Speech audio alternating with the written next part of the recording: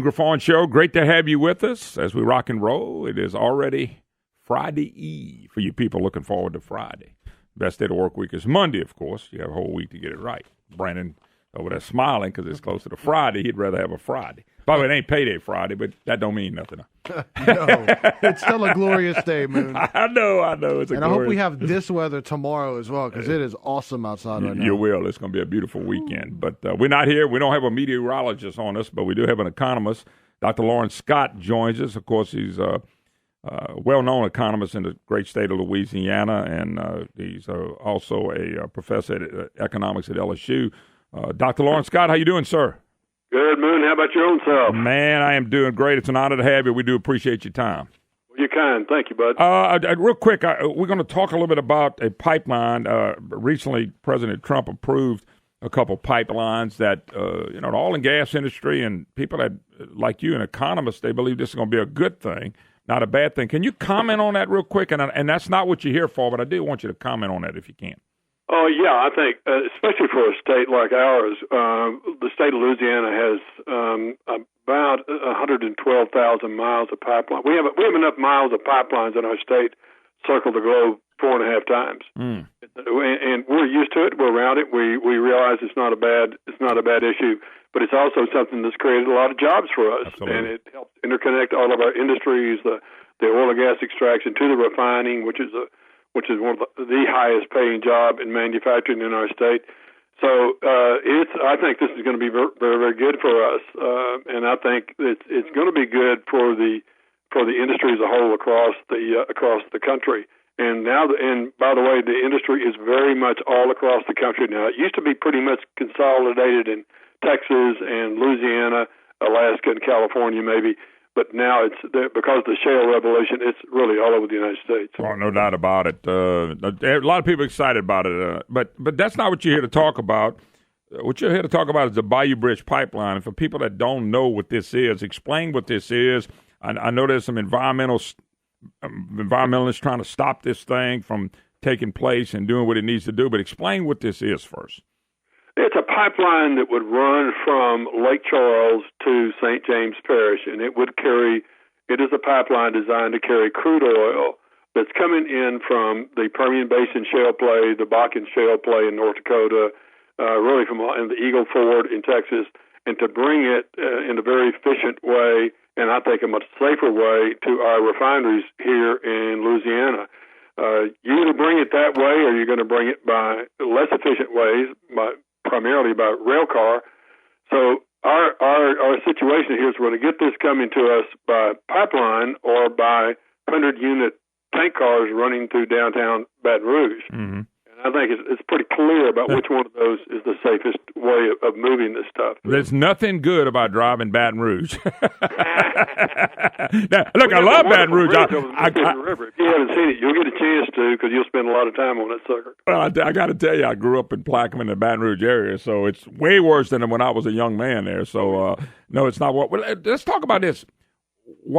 Who's fighting against this? Because this looks like something that needs to be done. We're used to it. They put it in the ground. It's done. We don't see it every day. We got economic activity, but who's trying to stop something like this? Well, I mean, I think there's two sets. There's just a set of folks that are environmentalists concerned about the environment. And at the hearing that I appeared at before the Department of Environmental Quality and the Army Corps, one of the groups, the Bucket Brigade, pointed out that there were, I think, 112 spills, 144 spills in the pipeline accidents in Louisiana. Of those, about I think they said about 85 were oil pipelines, which is what this is. Well, as it turns out, anything that's if you spill a teaspoon of oil, you have to report a spill. Mm-hmm. That is a spill. So it sounds horrific that there's 144 spills, but if these were really serious spills, 144 of them, there wouldn't be any fishing area open in Louisiana. There wouldn't be any water recreation areas. All of us would be under a water ban. And of course, none of that's true. And the reason is because most of these spills are really, really trivial. Yeah. And many of them come from unregulated pipelines. Some of our pipelines are unregulated, and the Bayou Bridge pipeline will be regulated by both the state and federal agencies. Okay. Okay. Well, you are correct, because if you look out there, and trust me, from a guy that loves to fish and get on the coast a pretty good bit, it's been better than ever. And that would be causing some major headaches. But I can see where they'll take a number and run with the number and not run with the facts of what you're talking about, because what you're talking about is minuscule. Yeah, as a matter of fact, what I did is I went to the people in the pipeline division who regulate oil pipelines in the state, and here's kind of what the numbers show. We looked at the last 3 decades, going all the way back to 1986. Since 1986, there have been about 15.7 billion barrels of oil just moving within Louisiana. That doesn't count the oil coming in from Texas or Arkansas or Mississippi areas. So 15.7 billion barrels of oil. Of that number, 85,000 were spilled, which is not 1%. It's not 1/100%. It's a decimal point followed by 7 zeros. Wow. And then a 6. It's trivial. And 75% of that oil that was spilled was actually recaptured and did not enter the system at all. And it's important to note that some of those spills were from very old pipelines. The pipelines, there was a big one up in Caddo Parish where you had 4,500 barrels spilled, but it's from a pipeline built in the 50s. This is a new type of pipeline that is monitored 24/7. It's got valves all along the way where they can shut it off if there's any loss of pressure. Mm-hmm. It's not like you're waiting for a plane to fly over a pipeline to see if there's a sheen. Yes, sir. It's not like that anymore. They've got these things, very, very safe nowadays. So I think the probability of a spill from this, as I mentioned in the letter, the probability of somebody dying in a car accident leaving home from the protest is greater than the probability of getting a leak from one of these pipelines. And by the way, you're speaking to Dr. Lawrence Scott. A lot of people know him as an economist, and you read a lot about what he says about economy and things of that nature. One of the things that these people that are fighting this stuff, environmentalists, they keep forgetting technology has changed everything, in the oil and gas business as well, and pipelines as well. You just mentioned it. The technology now is incredible. Look at what we're doing out in the Gulf and deep water drilling. I mean, it is so different now than it was 30, 40, 50 years ago. No, it's way different. I mentioned, too, Moon, that there's 2 different peoples that are protesting. There's the environmentalists that are concerned about the environment, but there's another set of individuals out there, and these are strong believers. They just hate fossil fuels. Yeah. They want us to get totally away from fossil fuels. Which I was sitting next to this lady. I said, "Are you kidding? You really believe this?" She said, "I do." She said, "My tendency, I didn't want to mess up the meeting, but I wanted to say to her, are you wearing soft contact lenses? You're wearing soft contact lenses. Did you brush your teeth this morning? You use toothpaste that has a petroleum product in it. Did you brush your teeth with a plastic toothbrush? You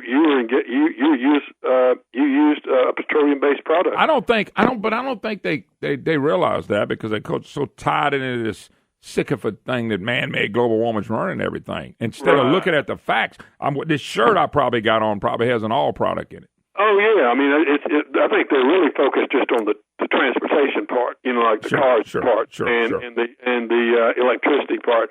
When it turns out, I mean, petroleum is in all kinds of products that we consume. A lot of people don't even think about soap, mops, skis, you name it. But not only that, not only is it in the products we use, it takes it to transfer everything so we can use it. Right. So, I mean, it's unbelievable how much of this stuff's done. It's just, let me ask you a question. This particular pipeline, when are they planning on hoping to get this built, put in the ground, and it be functional? They want to move immediately. As it turns out, the pipe for this pipeline has already been built. Has already been manufactured at Stupp Pipe, which is in the northern part of Baton Rouge, as it turns out. So they've already spent $30 million. Well, how can they stop it at this? Pipe's ready to go, and of course the technology for laying pipe nowadays. We think of ditch diggers and stuff like that. That's not how it's done now. It's a very high tech way of laying this. They can lay it very quickly, and any wetlands that they mess up, they have to mitigate that. Sure. That's already built into the system. So I think it's going to happen fairly quickly. What kind of economic benefit is this for us, say? Is there an economic benefit? for us having this pipeline? For one thing, you're going to get about $750 million spent laying this thing. And so, number one, the state has already benefited from the $30 million spent on making the pipe. It's helped stuff up here, and stuff's hired people, and that's a very high-wage job for us, so it's helped there. As it turns out, I mean, the group that's opposed to this will point out that there's only going to be pipelines are not heavy employers on the face. There'll only be about 12 people employed for the pipeline. But this pipeline will end up paying about $1.8 million in property taxes every year. And if you think about the average wage of a teacher in the States, around $50,000. That's 36 new teachers that are going to get supported along in these parishes along this pipeline route that were never there before. So I just think it's a net positive for us. And again, if you're laying this in North Dakota or South Dakota where people aren't used to it being around, I can see where people might be a little tense. But we have 112,000 miles of pipelines today. We're not having environmental disasters right and left. It just doesn't make any sense. No, we're not having any, and I think you make a good point. Dr. Lawrence Scott, God bless. Thank you so much. We'll do it again. Boone, thanks a lot, bud. Take care. Bye-bye. Yes, sir. Thank you so much. All right, Dr. Lawrence Scott. All right, when we get back, we got a little veterans talk. A lot to cover today, and all the doom and gloom in Baton Rouge. But, of course, we don't have enough taxes. Anyway, all that and more, and what Trump's doing is remarkable right now. Remarkable. We'll take a break. Be back. You're listening to the Moon Griffon Show.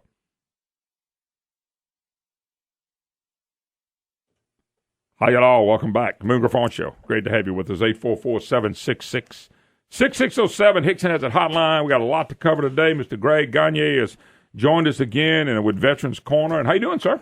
Pretty good, Moon. Pretty good. You're always pumped up. I love to see veterans always pumped up, and you always got your hat on. You're always smiling and ready to go. I love it. Well, I got things I've been doing. I can tell you're a doer. Yeah, well, I do a lot of things. But they keep you busy, keep you living and alive, brother. Yeah, well, I'm traveling the state and so forth. Well, how's everything going? Since we last updated, what's going on right now? A lot of things has not changed, but more or less have increased. Different programs, where we've gotten, just recently I did 3 interviews with the Social Security Department. And those 3 interviews covers a lot of information that might help people in such a way that they may not have to go to the Social Security office and sit down for 3-4 hours. Oh, yeah. Okay. And it's going to take that 2 hours to wait.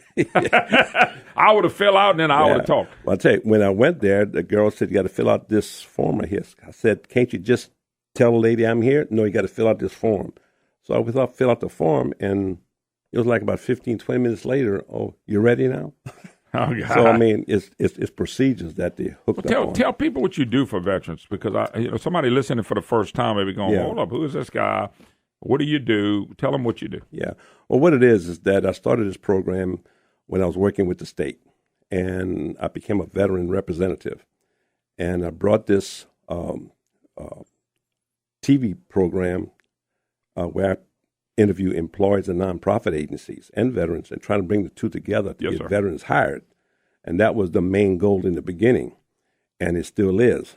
However, I have morphed into another you knew category. That was coming. Of course I knew. Yeah, of course I knew it was coming. Here you go, and it just gets bigger. But you're still doing the same thing you were doing. Yeah, everything is the same, just that I'm getting contact with a lot of various individuals. I've gotten 3 interviews with Secretary of State Strickland. He's covered a lot of territory. That's awesome. I've covered the benefits with 3 interviews with the regional office out of New Orleans. So basically what you're still doing, you're helping veterans. Yes. But you're helping veterans do several things. Number one is find a job. Right. Okay. And then I guess you're helping them get benefits. Well, things that they don't even know that they're qualified for. That's right. Health care, whatever. Well, I'll put it like this here. I'd like to go with this little statement here. My people perish because of lack of knowledge. Oh, yeah. So for me, you're trying to get that out. I'm trying to get it out there because everybody I've talked to says the same thing, that their budget is not with the marketing side. Yeah, I understand. There's very little money in that. But so they want to use me as an outlet to talk in this region here where I'm coming to you, where you reach the state. Let me do this real quick then. How can people get in touch with you? Let's stop here. Okay. We'll do it again before I let you go. Okay. How can people get in touch with you? Well, you can call me at 337-315-3259. Again, 315-3259. Or you can go to my website, which is veterans with an S, corner.vet. Okay, like veteranscorner.vet with an S. Right. And I want people to know that. So somebody listening to this program in Shreveport or Natchitoches or Manny, they can get in touch with you. I know you live here in the Lafayette area, but you'd help anybody in any area. Oh, yeah. And the thing about it is that there are a number of different programs that has come up where I've got an individual I've been involved with who can certify business to do business with the federal government here in the state. He's the only local national authority that can do that. Wow. Rather than sending it to Washington and waiting for a year or two. We've helped a number of people like that. And I would say at the beginning of the next week, I'll be getting involved in home loans and mortgages and trying to help. So if a veteran needs some help in just about anything, come to you. Yes. If you can't help them, you can probably send them to somebody. And to me, that's what you've set up. A home for veterans to come say, hey, I need some help. Yes. And I know veterans. If they can help themselves, they will. Oh, yeah. And number two, though, you might do nothing more than say, here's where you need to go, here's what you need to do. And somebody else you may help in a bigger way. Yeah, because a lot of times veterans, they do contact me and so forth. And even non-veterans, I'll help non-veterans, provide them information. If I cannot help them, I will get the actual resource. This is information center, really. Your whole deal is set up to help people. Right. Start with veterans, but you help anybody. Right. That's pretty neat. Well, the thing is, they can go to the website and actually see video of the people. I remember that. Yeah. Do this again so I don't miss it again. Give out your website again. Okay. People can go for help and your phone number. Okay. Veteranscorner.vet. Again, veterans with an S, corner.vet. And my number is 315-3259. And again, 315-3259. If somebody forgets, they can email me, moongriffon.com. Yes. I'll help them to go to my Facebook. Brandon can be contacted with Brandon through KPL as well. So we can, if somebody forgets you, they can remember through us. Yeah. Because anything else you want to add real quick? Well, other than the fact that for businesses, they can go to our website to look at courses for existing businesses and also for entrepreneurs. Yeah, he's looking for businesses that want to team up too as well, which is pretty neat. That's right. Mr. Greg, God bless you, brother. It's always a pleasure, man. All right. Thank you very much. Anytime you need something. Okay. All right. Take a quick break. More to come. You're listening to the Moon Griffon. Moon hospitality. Oh, man, I got to quit enjoying life. I just really need to shut this stuff down, man. See, there's something about being a guest on the Moon Griffon show, but if you come in studio, you get that special Moon hospitality. Yeah, you do it, and you leave and go, why was I in there? I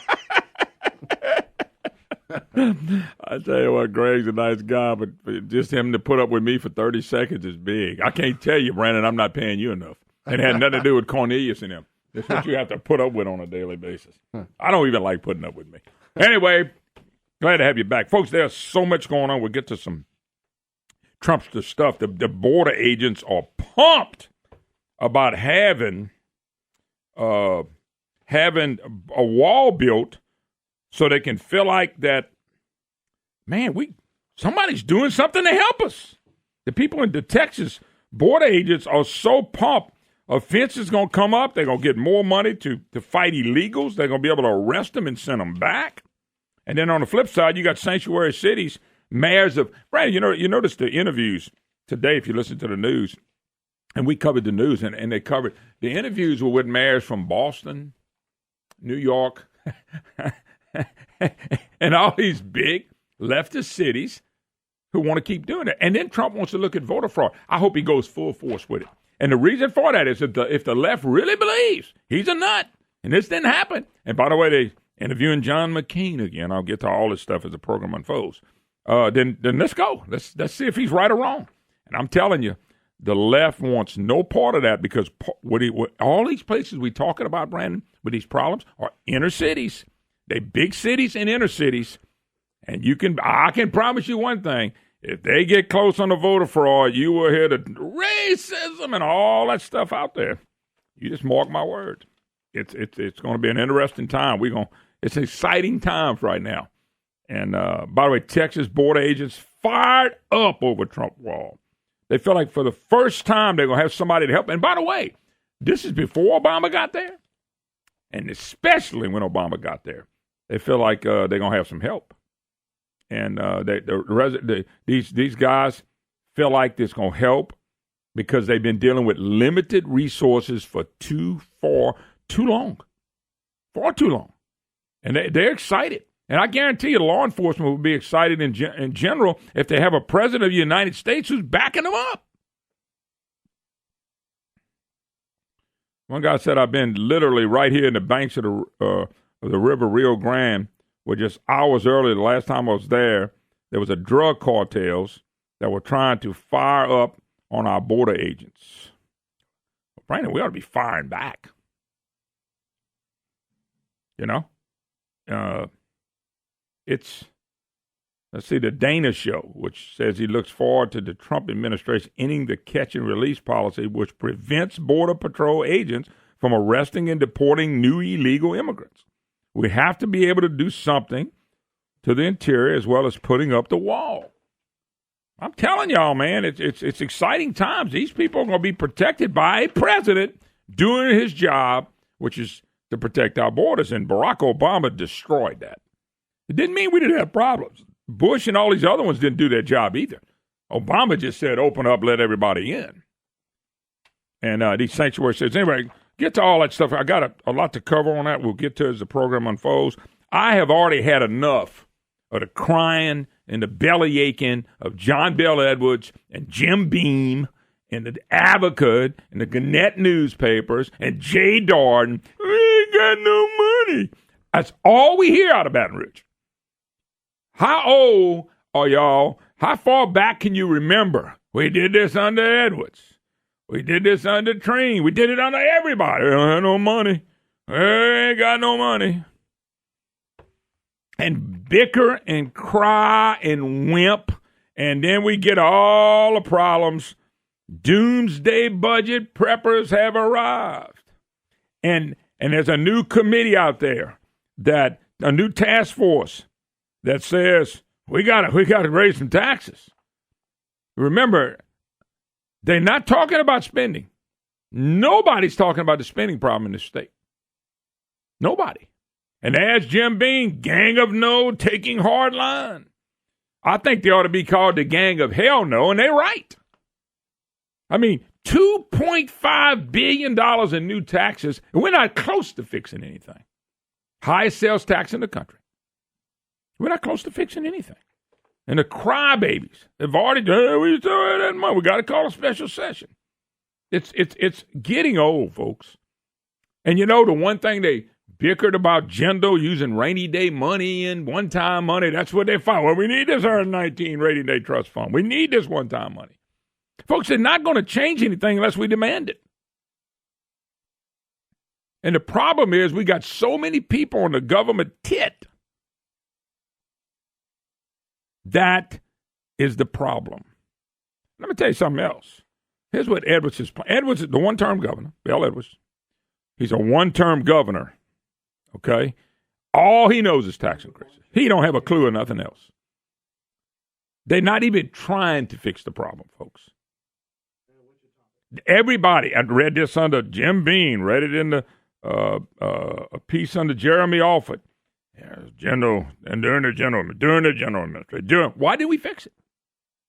John Hilario was there, wasn't he? Mike Francis DeFee Thompson was there. Why didn't they fix it? John Hilario's been there since before Louisiana started. Why hadn't they fixed it? It's not designed to fix. The whole thing is designed to play on your heart with health care and education so that you're willing to pay more in taxes. For what? How did the road taxes we paid, how's that worked out for you? $21 billion in unaccrued liability. I mean, they are not trying to fix anything. What they're trying to do is keep everything 100% as it is and just dump some more money in it to keep the train going. Our train's on the wrong track. You think you would stop, slow down, get on the right track. Oh, no. You know what we're doing? We're shoveling more coal. We're shoveling more coal in it to make it go faster down the same track, and it's on the wrong track. It's going to collide and blow up one day. Jay Darn, oh man, Jay, what a guy. His ship came in at $237.5 a year, and his retirement's going to be based on that. He sold everybody out. John Bel Air was the one-term governor. It's a tax and spend liberal. That's it. Doesn't know how to. They're not talking about. Look, I read every report. Every one I could find. Jeremy Alford, LouisianaPolitics.com, the Gannett newspapers, the Advocate. I've read just about everything you can find on everything these people are talking about. The task force, Tyler Bridges, who was on the program not too long ago, with Jeremy. They wrote a book. None of these people are talking about spending. None. This new task force, let me ask you a question. What do you think, Brandon? It's going to happen to your taxes. They're going to go up or down? Now, remember, the goal is to get more stable funding to get more money in the state coffers. That's the goal. And they're talking about tax reform, and we're going to lower your tax rates. Do you think you're going to pay more or less? Expecting to pay more. Well, Brandon, how does that work? That's why I'm asking the question to you. If they're talking about tax reform, and if they need more stable money coming in, it's got to be a tax increase. They're not doing it. This task force is not doing anything more than saying, here's a new way we're going to tax you. We're not going to take it out of your right pocket, Brandon. We're going to now take it out of your left pocket. And, Brandon, you're supposed to agree to it. And these Republicans, about 21 of them, look at Jim Beam. Jim, by the way, he's going into the political shame of fame. Jim Beam, because he's just a typical leftist reporter. Watch this. Mark Ballard of the Advocate coined a title sometime back describing what he calls 21 Tea Party and Christian right House Republicans whose refusal last year to raise enough taxes or cut spending has led to more budget deficits. Tea Party and Christian right. You know? What about the unchristian left, Mr. Jim, that continually pound these taxes on it? Beam's lost it a long time ago, and I feel sorry for him. He's a likable guy, really a likable guy. Anybody in Lake Charles, he's been covering this stuff forever, likable guy. I used to really like him. I thought for decades he was one of the better ones, and he's just fallen off the cliff, totally off the cliff. Gang of no. It ought to be a gang of hell no. We're not giving in anymore. And I wouldn't give in the lick, but I can tell you. And by the way, in the deal, he brags about John Alario, how the Senate is ready to step up because we got really weak, leftist, spineless Republicans in the Senate. You want me to name them? I can. Let's take a break. 844-766-6607. Hickson has a hotline. Your comments are welcome. How many of you people really believe? Boy, if we can have less take-home pay, you and me, then we will prosper. How does that work?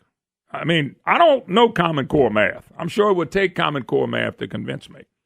We'll take a break. You're listening to the Moon Griffon Show. We'll be right back.